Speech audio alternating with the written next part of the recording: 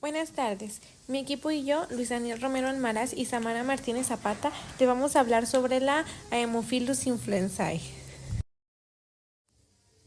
Como introducción, hablaremos de esta bacteria, Haemophilus influenzae, que pues es una bacteria que forma parte de la flora nasal de muchas personas sanas, pero pues también va a ocasionar desde infecciones leves hasta enfermedades potencialmente mortales. Es importante comprender sus características y mecanismos de acción, pues para su diagnóstico, prevención y en algunas ocasiones el tratamiento. Como primer punto le vamos a mencionar la morfología y su tinción.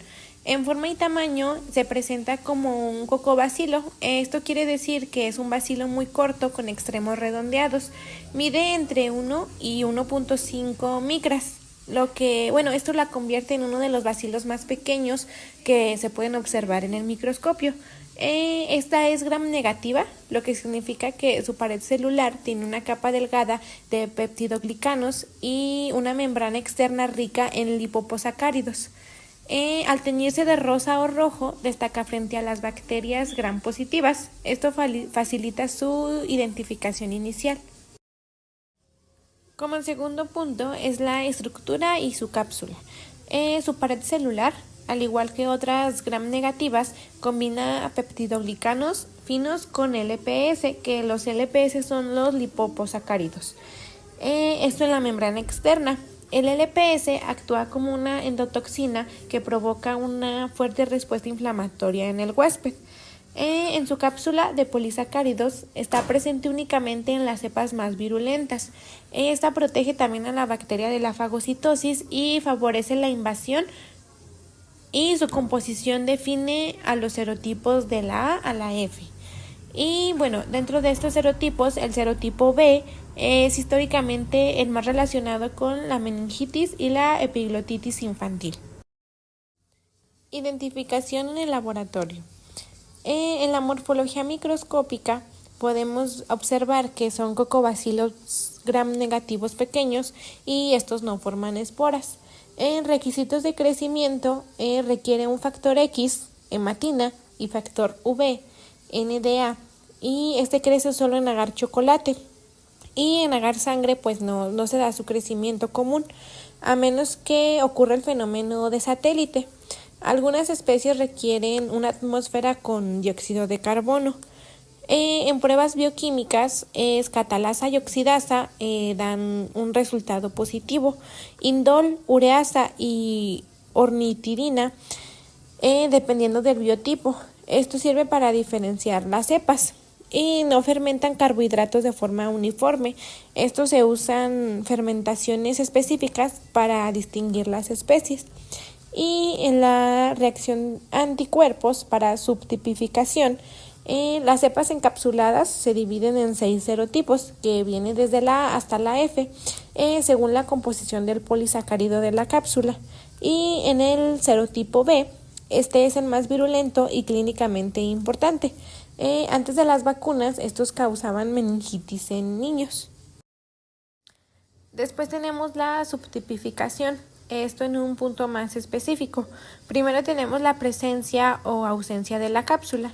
Estas son encapsuladas y tipificadas en serotipos A, B, C, D y F, como hemos mencionado anteriormente. No son encapsuladas y estas son llamadas no tipificables. En biotipificación tenemos que se usan pruebas bioquímicas como las que también se mencionaron anteriormente, y esto es para agrupar las cepas en biotipos 1 a 8. Y en técnicas moleculares, en laboratorios avanzados, tenemos el PCR, que es para detectar genes de cápsula o resistencia antibiótica. Después tenemos la secuenciación de genes. Esto puede ser como el gen 16S, RNA. También tenemos el MLST, que esto se usa para estudios epidemiológicos. Enseguida tenemos los factores de virulencia. Tenemos primero la endotoxina. Esta dispara la producción de citocinas proinflamatorias y puede causar sepsis y un shock séptico. Enseguida las enzimas extracelulares. Como la primera tenemos IgA proteasa. Esta destruye inmunoglobulinas tipo A de las mucosas y facilita la colonización. Después tenemos la hialuronidasa, que esta degrada el ácido hialurónico de la matriz extracelular y permite una diseminación tisular. Después tenemos la neuramidasa. Esta elimina residuos de ácido siálico y ayuda al desprendimiento de las células huésped. Y como por último punto de los factores de virulencia tenemos la catalasa y la oxidasa. Esta neutraliza compuestos reactivos de oxígeno, protegiendo la bacteria en ambientes aeróbicos. Después tenemos la epidemiología y transmisión. Reservorio, pues estos somos los seres humanos con colonización asintomática frecuente en la nasofaringe. La transmisión es por gotitas respiratorias y contacto directo con secreciones. Los grupos de riesgo serían niños menores de 5 años, especialmente que no recibieron una vacuna contra el IF, y personas inmunodeprimidas o con enfermedades respiratorias crónicas. En la vacunación tenemos la introducción de la vacuna conjugada contra el IF. Ha reducido esto drásticamente la incidencia de meningitis e epiglotitis en países con alta cobertura. Enseguida tenemos la patogénesis. Esta implica una serie de mecanismos complejos que permiten a la bacteria adherirse, invadir y causar una enfermedad en el huésped. Estos mecanismos están relacionados con sus características estructurales y también con sus factores de virulencia. Después tenemos la adherencia y la colonización. Esta se adhiere principalmente a las células epiteliales del tracto respiratorio superior. En estas es donde se encuentra como parte de la flora normal en muchas personas sanas. La adherencia inicial es facilitada por varias estructuras como fimbrias y proteínas de adhesión en la superficie bacteriana. Esto permite a la bacteria colonizar las mucosas respiratorias. Y las cepas no encapsuladas suelen causar infecciones respiratorias más leves, mientras que las cepas que están encapsuladas tienen una mayor capacidad para evadir la muerte inmune. Después tenemos la evasión del sistema inmunológico. Esta bacteria utiliza varios mecanismos para eludir la defensa inmunológica del huésped. La cápsula del serotipo B es un factor crucial para la virulencia, ya que inhibe la fagocitosis por los neutrófilos. La cápsula actúa como una barrera física que previene la acción de los fagocitos. Después tenemos la IgA proteasa, que esta enzima destruye a la IgA. Esta es una inmunoglobulina clave en la defensa de las mucosas. Esta permite a la bacteria evadir la respuesta inmune en las vías respiratorias superiores. Luego tenemos la invasión y diseminación. Como primer punto de este subtema tenemos que en individuos susceptibles a esta bacteria puede invadir los tejidos profundos y provocar una infección grave. Una vez que atraviesa las mucosas puede acceder a las vías respiratorias inferiores, los vasos sanguíneos y los tejidos extracelulares. La hialuronidasa y neuraminidasa son enzimas que facilitan la diseminación bacteriana. La primera de estas degrada el ácido hialurónico en la matriz extracelular, lo que permite que las bacterias se propaguen a través de los tejidos del huésped. Y la segunda de estas ayuda a liberar las bacterias de las células huésped, promoviendo su diseminación en otras partes del cuerpo. Enseguida tenemos la respuesta inmunológica del huésped. La producción de anticuerpos contra la cápsula es crucial para la defensa contra las infecciones invasivas y la vacuna contra el IF ha demostrado ser eficaz en la prevención de infecciones graves. La respuesta inmunológica frente a esta bacteria implica la activación de las células fagocíticas y anticuerpos específicos, principalmente la inmunoglobulina G, y la activación del sistema del complemento. Enseguida tenemos también las toxinas y los factores de virulencia. Como primer punto de esto tenemos la endotoxina. Como mencionamos, el LPS de esta bacteria puede inducir una potente respuesta inflamatoria en el huésped, lo que contribuye al daño tisular durante las infecciones invasivas. y la IgA proteasa y el uronidasa y la neuraminidasa. Estas enzimas son esenciales para la elevación del sistema inmunológico, la adhesión a las células del huésped y la diseminación de la bacteria a través de los tejidos. Inmunidad contra Haemophilus influenzae. La inmunidad contra esta bacteria se logra principalmente a través de la respuesta inmunológica adaptativa, en la que juegan un papel crucial los anticuerpos y las células fagocíticas. Enseguida tenemos la respuesta inmunidad humoral. Anticuerpos contra la cápsula. Los anticuerpos son la principal defensa contra esta bacteria, especialmente contra las cepas encapsuladas como los serotipos B. Estos anticuerpos se producen principalmente contra los polisacáridos capsulares. Los anticuerpos IgG específicos contra la cápsula de esta bacteria son bactericidas y permiten la fagocitosis de las bacterias opsonizadas por los fagocitos. Y después, como último punto, tenemos la vacuna IF, la vacuna contra el serotipo B, que es justamente esta vacuna. Se basa en la inmunización con un conjugado de la cápsula de polisacáridos. La vacuna ha sido eficaz para prevenir infecciones invasivas graves, como las que ya hemos mencionado, que serían la meningitis y la epiglotitis. Esto en niños menores de 5 años, que son los que están en más riesgo. Inmunidad celular. La respuesta celular juega un papel importante en la eliminación de las infecciones por esta bacteria. Las células T ayudan a coordinar la respuesta inmune frente a las bacterias, y las células natural killer también pueden ser importantes en la eliminación de las células infectadas. Sin embargo, la cápsula de polisacáridos de Haemophilus influenzae dificulta la acción de las células fagocíticas, especialmente en cepas encapsuladas. Esto hace que la respuesta inmune no sea completamente eficaz, especialmente en personas con sistemas inmunitarios comprometidos. Enseguida tenemos los factores de virulencia y la evasión inmunológica.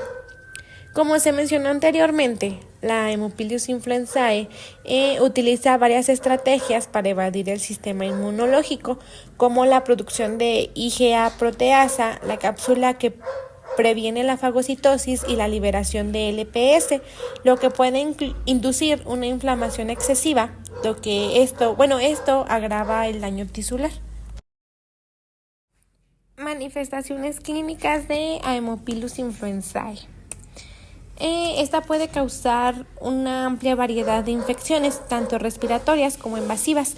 Las manifestaciones clínicas dependen de la virulencia de la cepa, encapsulada o no encapsulada, y de factores predisponentes en el huésped.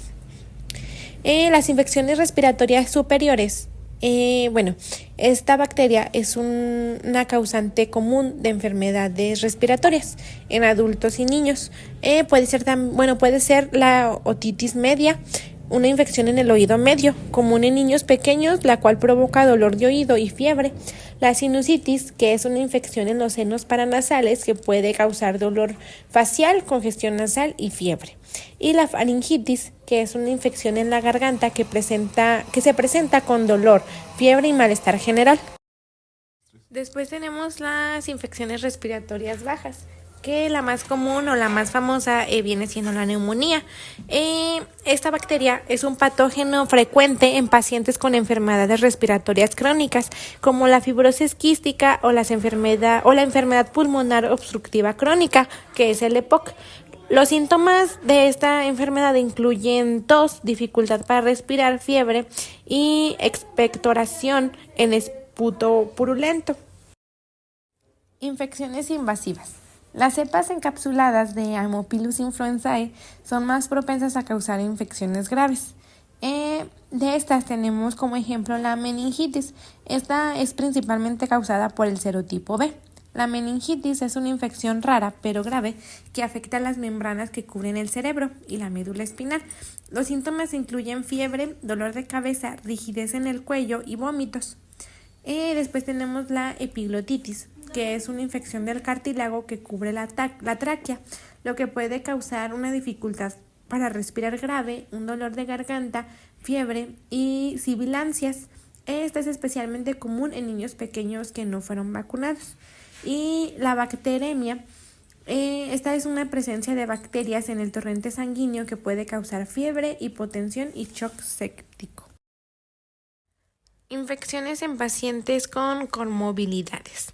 En personas con enfermedades respiratorias crónicas, inmunodeficiencias o enfermedades cardiovasculares, esta bacteria puede ser un patógeno oportunista, causando infecciones más graves o recurrentes como la neumonía o infecciones de los senos paranasales. Y como último tenemos las infecciones no invasivas. Las cepas no encapsuladas están asociadas principalmente con infecciones respiratorias no invasivas, como la bronquitis crónica en adultos con EPOC, exacerbaciones de la fibrosis quística, y en estos casos los síntomas son generalmente más leves en comparación con las infecciones invasivas. En el caso del diagnóstico de la Haemophilus influenzae, la identificación precisa va a resultar esencial, sobre todo en infecciones graves. En el caso del cultivo bacteriológico, en medios enriquecidos va a requerir el agar chocolate. Este va a ser portador del factor X, hematina, y el factor V, NAD, que van a facilitar en medios comunes. En el fenómeno satélite, en el agar sangre, sin suplementar, va a crecer pobremente, pero va a formar colonias alrededor del Staphylococcus aureus, que pues va a suministrar el factor V. En pruebas de factores de crecimiento van a emplear las placas con distintos complementos, X o V, que va a permitir diferenciar a esta bacteria de estrechamente relacionadas. En el caso de la microscopía y la tinción Gram, preparar frotis de esputo, LCR o aspirados y teñir con Gram. Se aprecian cocobacilos pequeños, curviados o casi esféricos que pues, no van a tener forma de esporas.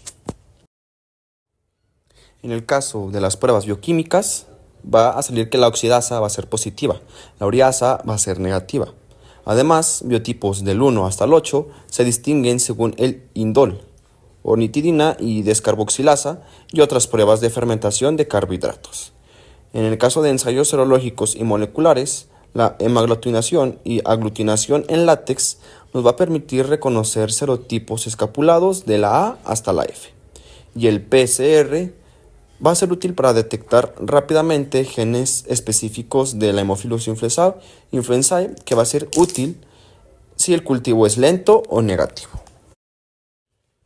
Seguimos con el tratamiento. La elección va a depender de la severidad y del sitio de donde sea la infección. En el caso de los antibióticos de primera línea van a ser las penicilinas, como la amoxicilina, que va a ser para cepas no productoras de beta-lactamasas. La amoxicilina con calbulonánico combina amoxicilina con el inhibidor de beta-lactamasas. En las cefalosporinas segunda y tercera generación, como por ejemplo la ceftriaxona. En algunas alternativas va a ser como los macrólidos, como acitromicina, o fluoroquinolasas, como levofloxacino, en el caso de alergias por beta-lactámicos o en el caso de alguna resistencia. En infecciones invasivas, como la meningitis, se va a iniciar con la ceftriaxona o con el cefotoxamina 4, ajustando luego según el antibiograma. En el caso en el que queramos prevenir de alguna resistencia, va a ser el uso racional de antibióticos, solo cuando esté indicado y pues siempre guiado por la sensibilidad de la cepa. Continuamos con la prevención de esta bacteria. La prevención de estas infecciones causadas por esta bacteria se basa principalmente en la vacunación, así como en el control de la transmisión y el tratamiento adecuado de las infecciones. En el caso de las vacunas contra la HIV, tenemos la vacuna conjugada frente al subtipo B, HIV. Esta va a ser administrada en las primeras dosis desde los 2 meses y refuerzos cada primer año de vida. Esta vacuna ha reducido drásticamente la meningitis y la epiglotitis en países con buena cobertura. En las medidas de higiene y de control de transmisión tenemos diversas. En este caso solamente mencionaremos 4. En el caso de la higiene respiratoria es importante el lavado de manos, el uso de mascarillas en entornos de riesgo. Para evitar estas exposiciones es necesario alejar a pacientes con enfermedades crónicas respiratorias del humo de tabaco y de ambientes contaminados. En el caso de aislamiento hospitalario, el paciente con infecciones invasivas debe aislarse para acortar la cadena de contagio. Y pues un tratamiento precoz de sinusitis, otitis y de otros cuadros leves para invadir complicaciones graves y la propagación. Tenemos una gran problemática en este punto, que es la resistencia antimicrobiana. Se han desarrollado mecanismos de resistencia a varios antibióticos, lo que puede complicar el tratamiento de las infecciones. La resistencia antimicrobiana en Haemophilus influenzae ha aumentado en los últimos años debido a la presión selectiva de los antibióticos y el uso inapropiado de los mismos. En el caso de la resistencia a penicilinas, tenemos la producción de beta-lactamasa, que inactiva penicilinas y ampicilinas. Como estrategia tenemos que combinarla con inhibidores como amoxicilina, clavulanico. Resistencia a cefalosporinas. En este caso tenemos la mutación de PBP, que es la proteína de unión a penicilina, que reduce la afinidad de ceftriaxona. En el caso de la resistencia a macrólidos y fluoroquinolonas, tenemos que el macrólidos tenemos la mutación del gen 23S-ARNR del ribosoma. Y en el caso de las fluoroquinolonas, existen las alteraciones de genes de girasa y topoisomerasa 4. Otras resistencias, como en el caso del cotrimoxazol, existen las mutaciones de enosdiana, de trimetoprim y sulfametoxazol, que esto es poco frecuente. Y en mecanismos generales, la modificación de porinas y bombas de flujo que expulsan el fármaco antes de actuar. En mecanismos de resistencia, en el cambio de proteínas de membrana, Haemophilus influenzae puede modificar las proteínas de su membrana externa. Todo esto para reducir la entrada de antibióticos, lo que contribuye a la resistencia a ciertos fármacos.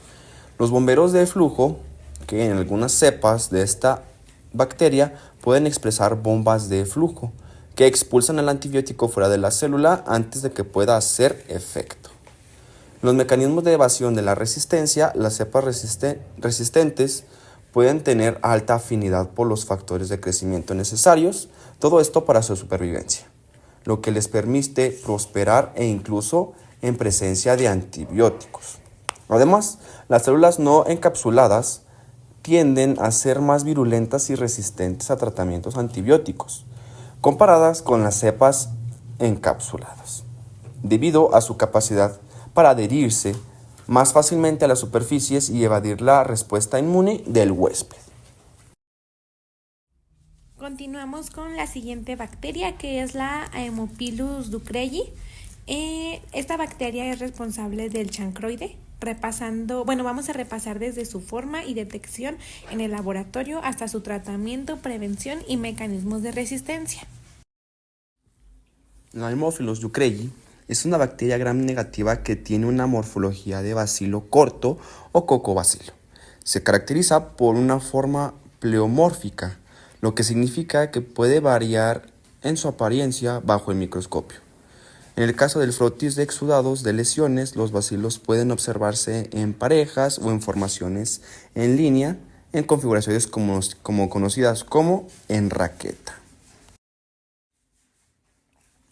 Continuando con su morfología, esta va a tener una superficie celular con una estructura similar a otras bacterias gram negativas, con una membrana externa y una pared celular compuesta por liposacáridos.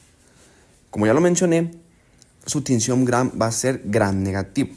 Esta va a tener un tamaño aproximado de 0.5 a 1 nanomicras de largo.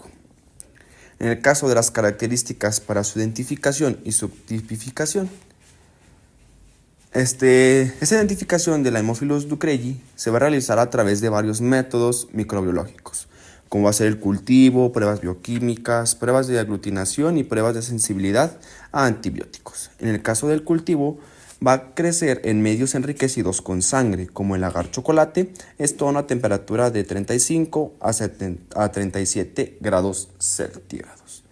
En las pruebas bioquímicas se va a caracterizar por no fermentar glucosa ni otros azúcares y suele ser oxidasa positiva. En las pruebas de aglutinación se puede usar pruebas de aglutinación de látex para detectar antígenos específicos de esta bacteria. Y pues en la prueba de sensibilidad a antibióticos, las pruebas de susceptibilidad pueden ayudar a determinar las opciones de tratamiento que vayan a ser adecuadas. En el caso de la epidemiología, la Haemophilus ducreyi es el agente etiológico del chancroide. Esta es una enfermedad de transmisión sexual, ETS, que va a ser caracterizada por úlceras genitales dolorosas. En el caso de la distribución geográfica, el chancroide es más común en algunas regiones apartadas, como lo es en el África, en sureste asiático o incluso en América Latina. Su transmisión se va a transmitir principalmente a través del contacto sexual directo con otra persona que esté infectada, generalmente por medio de las úlceras genitales. Entonces hay que estar bien atentos en las úlceras. Factores de riesgo es la multiplicidad de parejas sexuales, prácticas sexuales desprotegidas e infecciones recurrentes como va a ser el VIH. Estos van a ser factores de riesgo con una importancia elevada. En la patogénesis, la infección por Haemophilus ducreyi ocurre cuando la bacteria entra en contacto con las mucosas genitales durante el acto sexual. En el caso de la adherencia y penetración, la bacteria se adhiere a las células epiteliales del tracto genital mediante fimbrias y otras moléculas de adhesión. En el caso de la inflamación, la respuesta inflamatoria causada por la invasión bacteriana lleva a la formación de úlceras dolorosas. Existen los abscesos también. En algunos casos, las úlceras pueden convertirse en abscesos que pueden drenarse espontáneamente. Y en el caso, hay algunas complicaciones, como en el caso de no tratarse, puede facilitar la transmisión de otras infecciones de transmisión sexual, como lo va a ser en el VIH o el SIDA en casos muy graves. Y pues también puede llevar a la linfoadenopatías. En manifestaciones clínicas e inmunidad, vamos a mencionar lo siguiente. La inmunidad a largo plazo. Esta inmunidad adquirida después de la infección no es completamente protectora.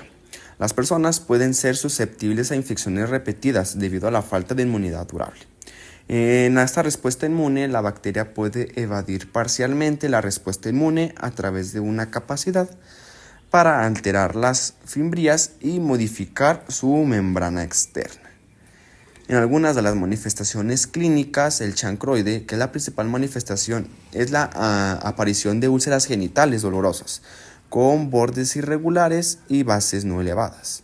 Estas úlceras son típicamente superficiales, de color grisáceo o incluso amarillento.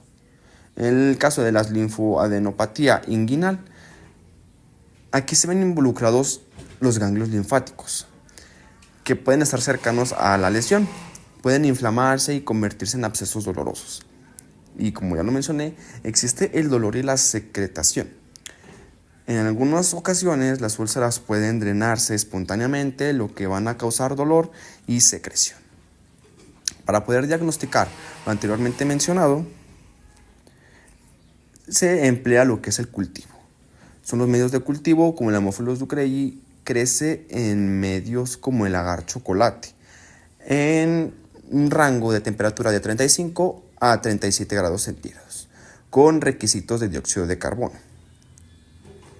En el fenómeno de la raqueta, se puede observar agrupaciones de bacterias en el microscopio como la forma característica de raqueta en muestras de úlceras. En el caso de las pruebas de diagnósticos rápidos, como la PCR, que es la reacción en cadena de polimerasa, puede ser utilizada para la detección rápida de esta bacteria en muestras de lesiones genitales. E incluso se puede emplear los exudados de las úlceras, como un frotis de exudado de la úlcera, puede ser teñido y examinado bajo microscopio bajo la tinción Gram. Para poder tratar todo este tipo de padecimientos, se emplea un tratamiento del Haemophilus ducreyi. Esta se va a basar en el uso de antibióticos eficaces contra esta bacteria. Como en el caso de los antibióticos recomendados, es la acitromicina. Es uno de los antibióticos más comunes para tratar el chancroide. En el caso de la ciprofloxacino, es una alternativa para tratar las infecciones por esta bacteria. Y pues comúnmente mencionada como la ceftriaxona, es un medicamento que también es eficaz, especialmente en infecciones más graves o cuando hay coinfecciones. El tratamiento usualmente tiene una duración de entre 1 a 3 días, todo esto dependiendo del antibiótico utilizado y la gravedad de la infección. Entonces nos preguntamos cómo podemos prevenir todo este tipo de situaciones. Bueno, el principal es el uso de preservativos. El uso constante de condones es la principal medida de prevención para evitar la transmisión de la Haemophilus ducreyi y pues algunas otras infecciones de transmisión sexual pues ya de paso, ¿verdad? La educación sexual es un punto clave en este punto. Debe ser adecuada y de promoción de las prácticas sexuales seguras.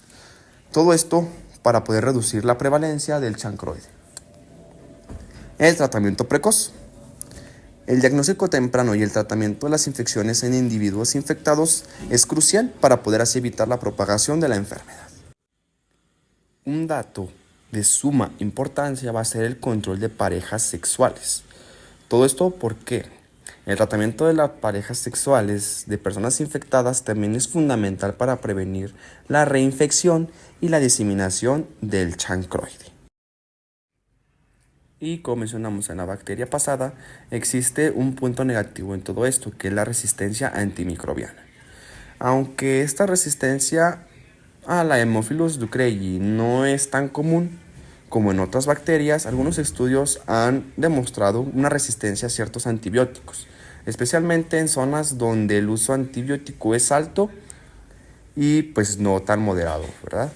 En el caso de la resistencia a la acitromicina, se ha detectado algunas cepas con resistencia a macrosólidos, como la acitromicina, que se usa comúnmente para tratar el chancroide.